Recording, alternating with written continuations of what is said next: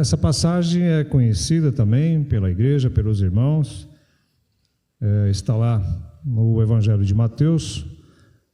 Nós vamos ficar no Evangelho de Mateus, capítulo 4, versículo 1 até o versículo 11, onde nós temos o relato da tentação de Jesus, né? Mateus 4, de 1 a 11. Esse relato também está em Marcos, capítulo 1, versículo 12 e 13, mas Marcos ele é bem sintético, ele é bem rápido, não entra em detalhes, e também está em Lucas, capítulo 4, versículo de 1 a 13, onde Lucas também gosta de detalhar bastante, o doutor Lucas lá, né, no passado, o evangelista Lucas. Então, está em Mateus, Marcos e Lucas. Nós vamos ficar em Mateus, ok? O objetivo com essa mensagem é nos ensinar a nos mantermos firmes quando passarmos por provações, quando passarmos por testes e também pelas tentações da vida, né? Nós passamos por provações e passamos por tentações, né, na nossa jornada, né? Vamos fazer a leitura? Então Jesus foi levado pelo Espírito ao deserto para ser tentado pelo diabo. Depois de jejuar 40 dias e 40 noites, teve fome. O tentador aproximou-se dele e disse: se és o Filho de Deus, manda que estas pedras se transformem em pães. Jesus respondeu: está escrito, nem só de pão viverá o homem, mas de toda a palavra que procede da boca de Deus.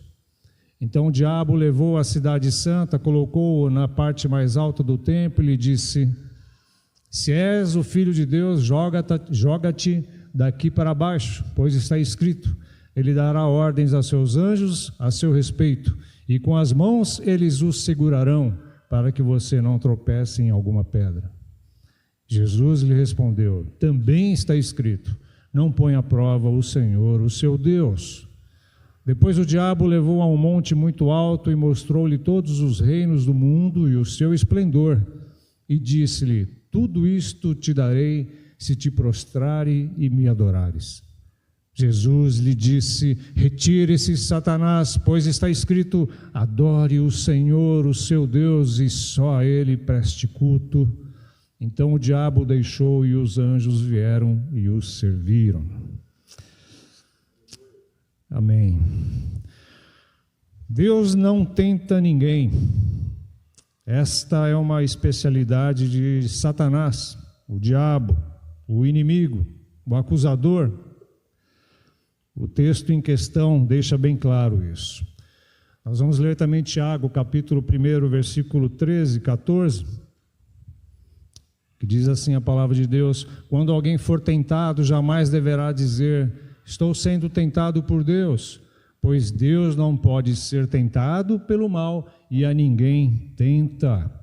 Cada um, porém, é tentado pelo próprio mau desejo, sendo por este arrastado e seduzido.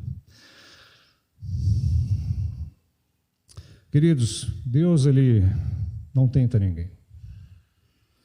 E esse texto deixa bem claro que Satanás é o agente da tentação na vida de Jesus, quando ele foi submetido a um teste, a este teste no deserto, né? Ou seja, tentação é procurar levar, tentar é procurar levar alguém a fazer algo errado. Tentar é procurar levar alguém a praticar um mal moral, tentar é levar alguém a pecar. Deus não faz isso. Essa tentação tem como fonte o diabo e também tem como fonte os nossos maus desejos, conforme a palavra de Deus. Nós podemos ser submetidos a testes, nós podemos ser submetidos a provações, e isso acontece. Mas elas são permitidas por Deus, e elas são permitidas por Deus para purificar a nossa fé, para moldar o nosso caráter, para moldar a nossa maturidade e para nos tornarmos semelhantes a Jesus. Mas nunca Deus vai levar alguém a pecar, nunca Deus vai levar alguém a cair, nunca Deus vai levar alguém a tropeçar. Nunca Deus vai levar alguém a pecar contra Ele mesmo.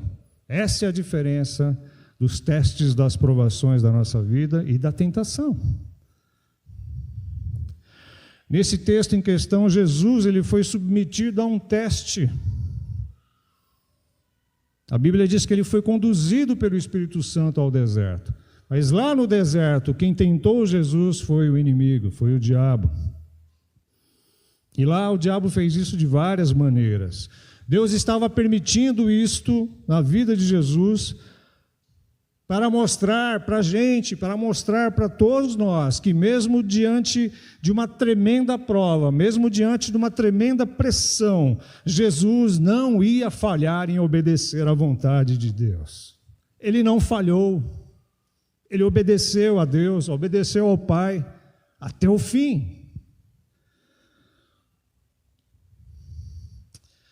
Jesus não falhou, não ia falhar e não falhou em obedecer ao Pai e em cumprir a sua missão, que era fazer a vontade de Deus, realizando a obra da redenção.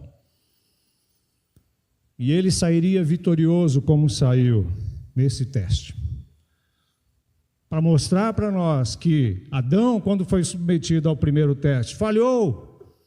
O povo no deserto, quando ficou 40 dias lá, 40 anos, peregrinando pelo deserto, o povo falhou. Mas Jesus não falhou no teste. Jesus não falhou na provação. Em levar adiante a sua missão, a obra de Deus para redimir o mundo, a humanidade, a saber aqueles que creem nele. Mas vamos lá, vamos ao texto. E vamos extrair daí ensinos da palavra de Deus para nós nessa passagem. Versículo 1, como a gente já leu. Então Jesus foi levado pelo Espírito ao deserto para ser tentado pelo diabo. Podemos ser tentados, mesmo nos nossos melhores momentos na vida com Deus. Nós podemos ser tentados, mesmo nos nossos melhores momentos na vida, na caminhada com Deus. Jesus ele havia acabado de sair do Jordão. Ele havia acabado de ser batizado. Ele estava cheio do Espírito Santo de Deus. A palavra de Deus, Lucas registra isso, que ele estava cheio do Espírito Santo. Vê lá em Lucas capítulo 4, versículo 1, ele estava cheio do Espírito Santo. Jesus havia acabado de ouvir do Pai: este é meu Filho amado em quem me agrado. Está lá em Mateus capítulo 3, versículo 17, uns versículos antes. Ele havia acabado de ouvir palavras de aprovação do Pai, e mesmo assim ele foi tentado pelo diabo lá no deserto. Marcos, ele destaca no capítulo 1, versículo 12, que logo após o seu batismo, logo após ele ouvir isso do Pai, ele já foi para o deserto, foi tentado. Uma sequência. A Nova Almeida atualizada diz: a seguir, Jesus foi levado ao deserto e foi tentado. Logo após o seu batismo e logo após ouvir palavras de aprovação do Pai. Queridos, não houve nenhum intervalo entre uma coisa e outra, entre o batismo no Jordão e a tentação no deserto. E Jesus estava cheio do Espírito Santo. E a Bíblia diz, a palavra de Deus diz que o diabo ele fica à espreita. Sabe o que é espreita? Espionando. A coisa de detetive, né? Ele fica à espreita, ele fica espionando, ele fica ao nosso derredor, ele fica à nossa volta, conforme Pedro, primeira carta de Pedro, capítulo 5, versículo 8. Ele fica fazendo isso procurando alguém para devorar, ou seja, para eliminar, para acabar conosco. Ele fica ao nosso derredor, ele fica espionando, ele fica à espreita, procurando uma brecha para poder entrar com as suas mentiras, para poder entrar com os seus enganos, para poder entrar com a sua intimidação, para poder entrar com as suas ofertas sedutoras, E para nos afastar de Deus, ele fica à espreita. E a Bíblia diz também que ele faz isso o tempo todo. Oi? Ah, sim. É isso que eu escrevi aqui. Você olhou olhando a minha mensagem? E ele faz isso o tempo todo, ele é incansável. Ele não brinca em serviço. E isso é muito sério. E isso ele faz quando eu e você estamos fracos, e isso ele faz quando eu e você estamos bem, estamos fortes espiritualmente. Ele faz isso o tempo todo. Olha só o que ele fez com Jesus. Jesus estava jejuando e orando. O texto não diz que Jesus estava orando, mas Jesus estava jejuando, e é difícil imaginar Jesus jejuando sem orar. Logo, pressupõe-se que Jesus estava jejuando, sim, o texto diz, e estava orando. E mesmo assim ele foi lá. E Pedro, né? Pedro ele se sentia muito seguro espiritualmente em si mesmo. Lembram? Senhor, olha, todos esses aqui podem te negar, mas eu não. Eu vou contigo até a morte. Olha que segurança espiritual de Pedro. Mas o que aconteceu com Pedro? Ele caiu, ele tropeçou. Portanto, nós devemos vigiar o tempo todo. E como é que ele faz isso? Como é que ele tenta? O texto vai nos apresentar aqui várias maneiras e em algumas áreas. A primeira, versículo 2 e 3. Depois de jejuar 40 dias e 40 noites, teve fome.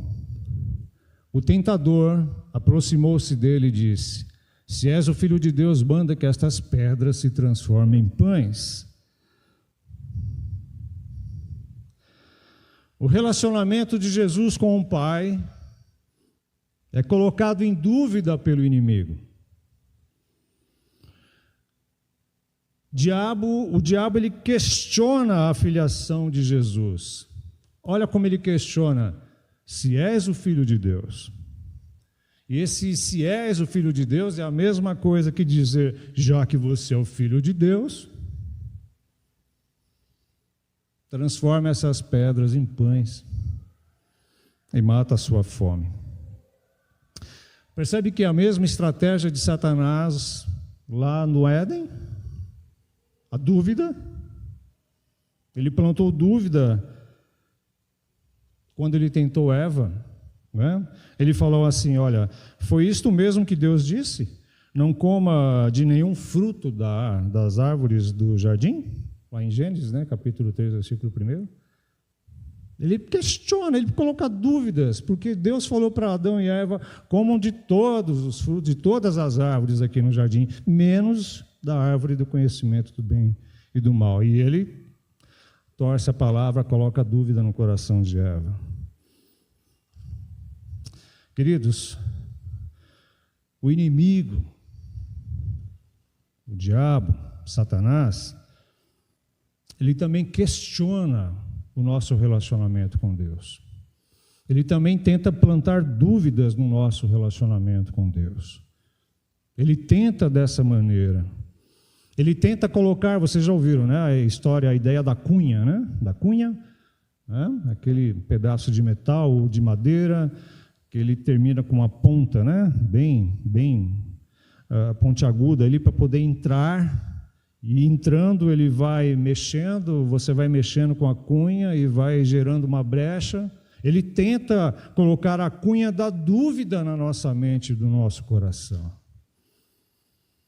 Por isso nós precisamos estar convictos de quem nós somos em Cristo Jesus. Precisamos ter essa convicção, essa segurança na nossa vida de quem nós somos em Cristo Jesus, para não deixarmos brechas para o inimigo, para questionar a nossa filiação com o Pai. Quem Deus diz que você é? Segundo a sua palavra, o que Deus afirma a seu respeito e a meu respeito, em Cristo Jesus. que tu és o Filho, você é filho de Deus, você é filha de Deus, amada do Pai, foi por você, foi por mim, foi por nós que Ele foi até a cruz. Novas criaturas nós somos em Cristo Jesus. Mas ele tenta dessa primeira maneira, plantando dúvida no nosso relacionamento com Deus. Ele também nos tenta na satisfação das nossas necessidades, um tipo de tentação física. Vamos ver lá, versículo 3 e 4. O tentador aproximou-se dele e disse: És o Filho de Deus, manda que estas pedras se transformem em pães. Versículo 4, Jesus respondeu: Está escrito, nem só de pão viverá o homem, mas de toda a palavra que procede da boca de Deus. Ele também nos tenta em nossas necessidades, e sejam elas mais legítimas. Jesus estava com fome. Seu corpo físico já estava debilitado. Jesus estava em jejum por 40 dias no deserto. Então o diabo aparece e sugere a Jesus que ele dê um jeito em resolver a sua própria necessidade, transformando pedras em pães. Ele sugere para Jesus: acaba com esse problema da sua fome. Já que você é o Filho de Deus, transforme estas pedras em pães. Pare de ficar confiando no Pai, pare de ficar confiando em Deus, pare de ficar obedecendo e esperando em Deus. Você mesmo pode resolver isso, transforme essas pedras em pães.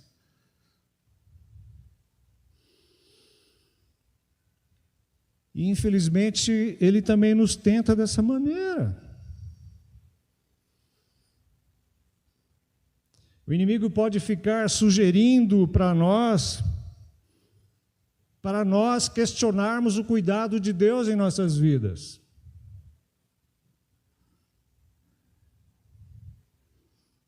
Questionando o cuidado de Deus, a bondade de Deus para conosco. Ele sugere isso para nós, na sua tentação.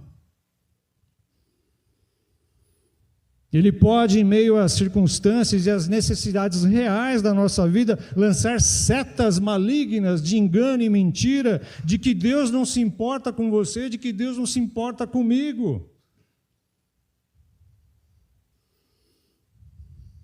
De que Deus não cuida de você, de que Deus não cuida de mim, de que Deus não cuida da gente. Ele pode sugerir isso, ele pode nos tentar dessa forma, assim como ele fez com Jesus. Transforma essas pedras em pães e resolve logo esse problema da fome. Para que ficar esperando, confiando em Deus, obedecendo ao Pai? Se Deus é bom, por que você está passando por isso? Se Deus é bom, por que você está sem emprego? Se Deus é bom, por que você está doente? Vai, resolve logo isso, resolve essa situação do seu jeito. Não dependa de Deus. Essa conversa de depender de Deus, deixa para lá isso. O que adianta ser crente e servir a Deus se você está passando por isso? É assim que Ele faz. É assim que Ele tenta, sugerindo isso, lançando essas setas malignas sobre nós. Vai, resolve o problema. Satisfaça os seus desejos. Deixa Deus para lá e resolve logo isso. Qual a outra maneira que Ele nos tenta? Ele também nos tenta, querendo nos levar a um tipo de soberba espiritual, de orgulho espiritual, um tipo de tentação religiosa, algo assim. Olha só o versículo 5 até o 7. Ele nos tenta, querendo nos levar a esse tipo de soberba. Então o diabo levou a cidade santa, colocou-a na parte mais alta do templo e lhe disse: Se és o Filho de Deus, joga-te daqui para baixo, pois está escrito, olha só, Ele dará ordens a seus anjos a seu respeito, e com as mãos eles os segurarão para que você não tropece em alguma pedra.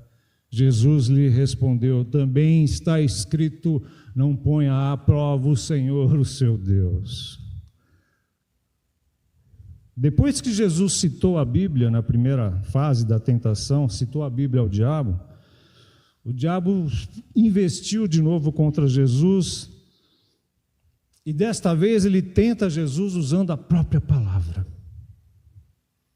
Olha só que absurdo, que petulância. Ele viu que o desejo de Jesus era obedecer à palavra, era obedecer à vontade de Deus, e aí ele vai lá e cita um trecho do Salmo 91 para Jesus. Versículo 11 e 12, essa parte que nós lemos aqui. Ele cita o trecho do Salmo 91 para Jesus.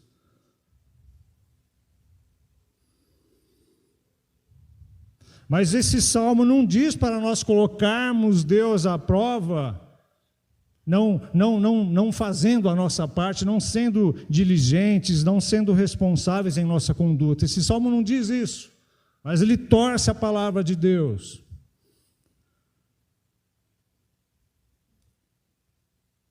Quantas vezes nós somos tentados a pensar em que nós devemos querer obrigar a Deus a fazer algo? É o que Satanás sugere aqui. Não devemos querer obrigar a Deus a fazer nada. Vamos dar um exemplo aqui. Por exemplo, quando alguém pode fazer uma dívida que não consegue pagar, já fez as contas, não tem condições de pagar, mas mesmo assim vai e faz e diz assim: Deus vai cuidar de tudo. Afinal de contas, Deus é o dono do ouro e da prata e eu sou filho de Deus, então vai dar tudo certo no final. Deus não tem esse compromisso. Deus não tem essa obrigação.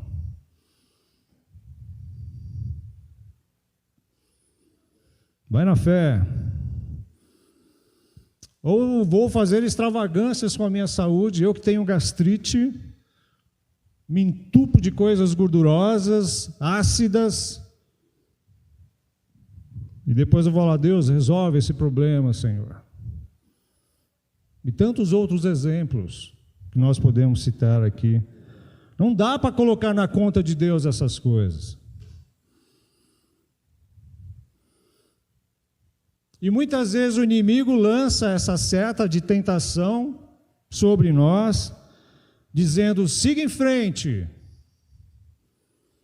faça o que você quiser, faça o que você quiser, afinal de contas isso não tem nada a ver, faz, pode fazer, todo mundo faz, que mal há nisso, não fica nessa neura de santificação, larga para lá isso. Depois Deus resolve, porque depois Deus te perdoa, e aí fica tudo certo, a conta bate, vai. Exato. Se ele não quisesse, isso não teria acontecido, enfim, vai. Aliás, está escrito na sua palavra. Olha só o que o inimigo pode sugerir na sua tentação, nos levando a um tipo de soberba espiritual. Aliás, está escrito na palavra de Deus que onde abundou o pecado, superabundou a graça, então vai. Deus é gracioso, pinta e borda, vai. Deus não tem essa obrigação. E também o inimigo nos tenta num tipo de ambição pecaminosa. Olha o versículo 8 e 10. Depois o diabo o levou a um monte muito alto. É muito estranho imaginar que o diabo pega Jesus e fica levando Jesus para lá e para cá, tá? Eu não acredito que seja assim. Eu acredito que tenha sido de forma espiritual, essa tentação real mesmo na vida de Jesus.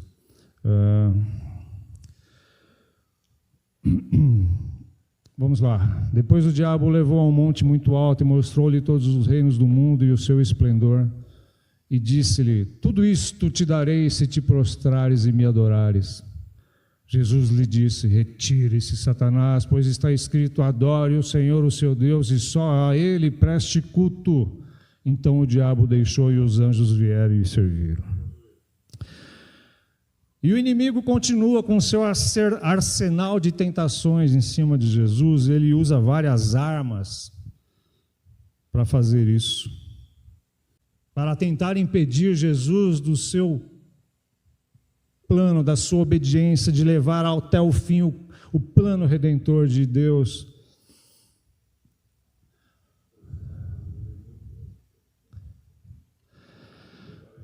Exatamente. O diabo sabia que Jesus estava comprometido com o propósito de Deus de ir até a cruz e de lá estabelecer o seu reino de amor e de graça. Ele sabia. Então o que ele tenta fazer? Ele tenta impedir Jesus. Então o diabo oferece a Jesus um reino. Olha só. Oferece a Jesus um reino de glória, mas só que é um reino terreno. E ele oferece esse reino para Jesus sem que Jesus tenha que passar pela cruz.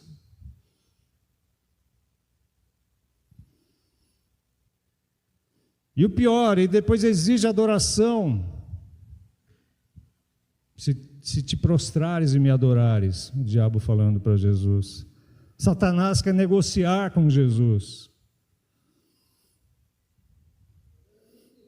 Sim, nós vamos chegar lá, pastor. Ele quer negociar com Jesus. Jesus, para que ir até a cruz? Para que passar pelo que você vai ter que passar? Pelo ser humano, rebelde, revoltado, desobediente. Para quê? Ele tenta negociar, oferece a Jesus um reino de glória, sem que Jesus tenha que ir para a cruz, para depois receber um trono terreno. Para que, Jesus, se eu posso te dar os reinos deste mundo sem passar pela cruz? Para que passar pela cruz?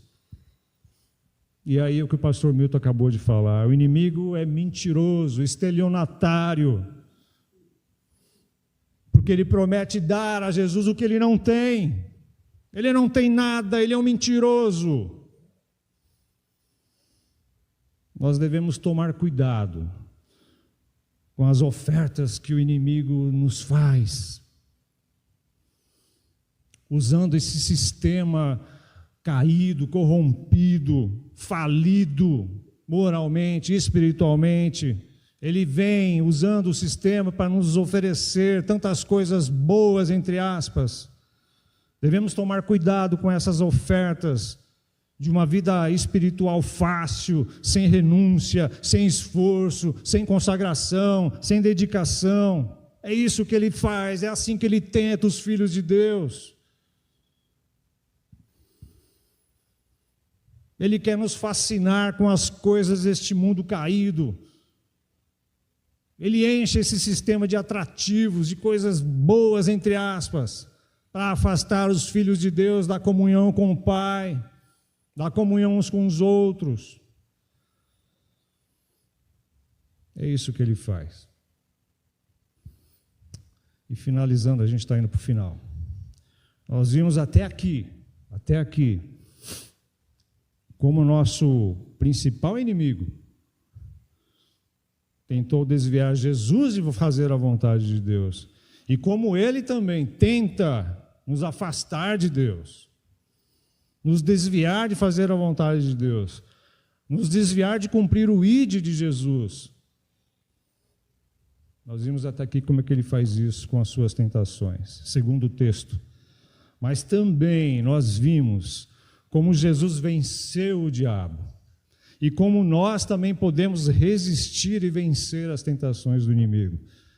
E o primeiro ponto, como nós podemos vencer e resistir às tentações do inimigo, está na palavra de Deus também, versículo 2.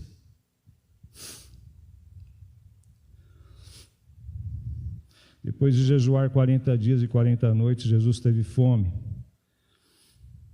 E usando também Lucas, capítulo 4:11, Jesus estava cheio do Espírito Santo. Então, como nós podemos resistir ao diabo e vencer as tentações do diabo? Ter uma vida de intimidade com Deus através de oração, através de consagração. Jesus, ele tinha prazer de estar com Deus em oração, né? A gente pode ver isso em várias passagens da palavra de Deus. Ele sempre estava em oração, em consagração ao Pai. Ele tinha prazer em fazer isso. E se nós tivermos essa prática constante de oração, de consagração, nós vamos receber de Deus poder e graça para resistir às investidas do diabo. Nós acabamos de ver lá atrás que ele não descansa, ele é incansável, ele tenta o tempo todo. Ele lança suas setas o tempo todo, porque ele quer nos afastar de Deus, ele quer atrapalhar o nosso relacionamento com Deus. E por isso nós precisamos estar revestidos do Espírito Santo de Deus, nós precisamos estar consagrados, nos dedicando à vontade de Deus e também em oração. Assim nós vamos estar cheios do Espírito Santo. Jesus estava cheio do Espírito Santo. O pastor Zé Paulo falou aqui no começo que nós estamos sempre cheios de alguma coisa. E é interessante que eu estava vendo o comentário bíblico do Hernandes sobre o Evangelho de Mateus, ele fala também exatamente isso, que nós estamos sempre cheios, ou do Espírito Santo, ou de nós mesmos, ou de outras coisas. Mas nós precisamos estar cheios do Espírito Santo. E estar cheio do Espírito Santo é se submeter a Ele, a sua direção, a sua orientação, ao seu falar, através da palavra. Queridos, a gente viu aqui então que o problema maior, apesar de tudo, o problema maior não é a tentação, a presença do inimigo, mas o problema maior é a ausência de Deus no processo. Esse é o problema maior, a ausência de Deus nesse processo todo de tentação. Então, ter uma vida de intimidade com Deus em oração e consagração. Segundo ponto, ter a palavra de Deus no coração. E também nos lábios, né? Foi o que Jesus fez, né? Ele falou, ele proferiu a palavra de Deus nos versículos 4, 7 e 10, você pode olhar na sua Bíblia, Jesus refutando Satanás com a palavra de Deus. Fundamental não é o que eu penso, fundamental não é as minhas estratégias, mas o fundamental é o que diz a palavra de Deus, o fundamental é a palavra de Deus em nossas vidas. Nela, na palavra de Deus, está todo o poder, está toda a autoridade. Jesus disse em todas as ocasiões que o diabo investiu contra ele, Jesus disse em todas elas, onde ele resistiu e venceu o diabo, ele disse em todas elas, está escrito, se referindo à palavra de Deus. Até mesmo quando o diabo torceu a palavra de Deus, está escrito.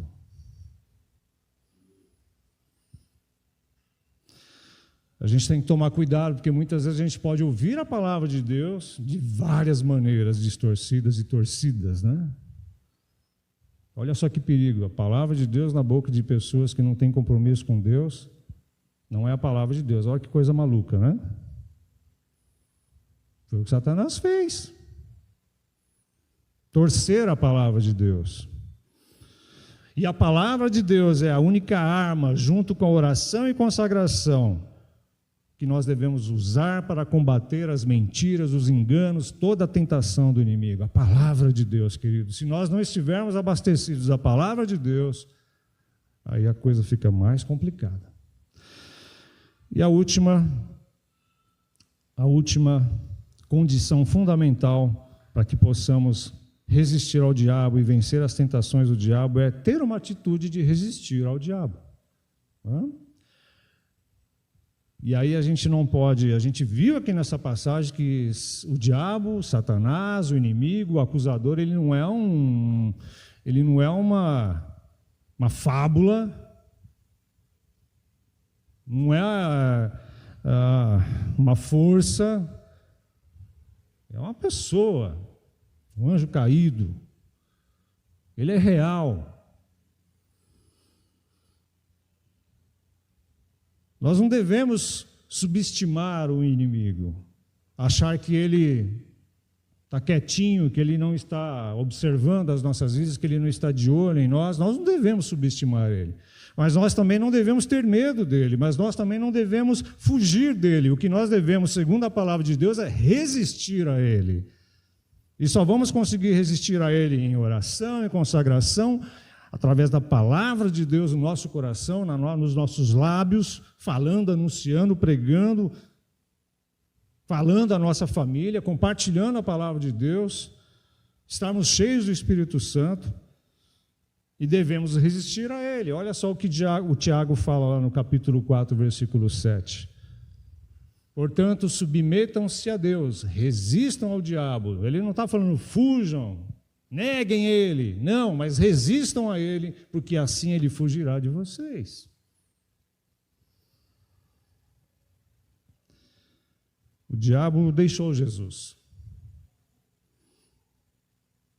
E é interessante que Lucas fala que até o tempo oportuno, ele deixou Jesus até o tempo oportuno. Por quê? Porque ele voltou de novo para atrapalhar os planos de Deus através de Cristo Jesus. Ele voltou para atrapalhar. Lá naquele episódio com Pedro. Esse é um dos que eu lembrei.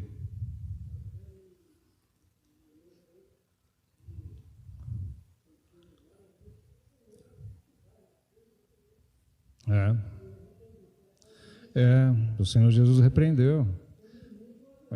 O inimigo usou a vida de Pedro ali. Não, para quê? O Senhor não vai, nós não vamos deixar o Senhor morrer. Olha só, se foi para isso que Jesus veio. E Jesus foi lá e deu um toque para Pedro, né? Pedro, dá licença que você ainda não entendeu nada, né? O diabo deixou Jesus. E nós precisamos entender, segundo a palavra de Deus, que o diabo já foi vencido por Jesus. Que o próprio Senhor Jesus, que já venceu o diabo, é Ele quem nos ajuda quando nós somos tentados. Olha só o que diz Hebreus, capítulo 2, versículo 18. Por isso que também Jesus passou pelo teste. Para quê? Para ser o nosso sumo sacerdote, aquele que intercede por nós, nos ampara, nos sustenta em meio às tentações. Ele tem poder e autoridade para isso.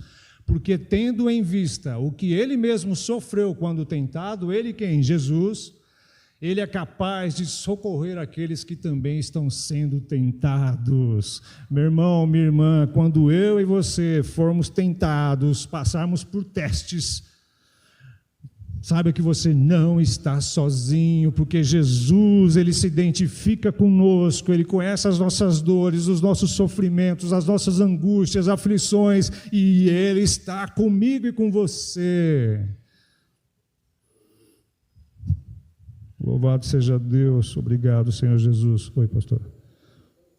Oi. Sim. Exatamente. Bem lembrado, pastor. Até mesmo no momento da crucificação, pessoas ali foram usadas, né? Foram usadas por Satanás para falar para Jesus: desce daí, salva-te a ti mesmo e salve os outros aqui, salve a nós também, né?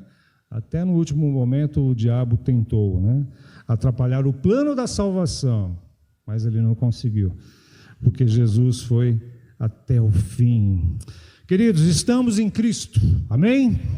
Estamos em Cristo, a vitória de Cristo é a nossa vitória. Nós fomos tirados de um reino de trevas e transportados para um reino de luz, porque Jesus Cristo é a luz do mundo.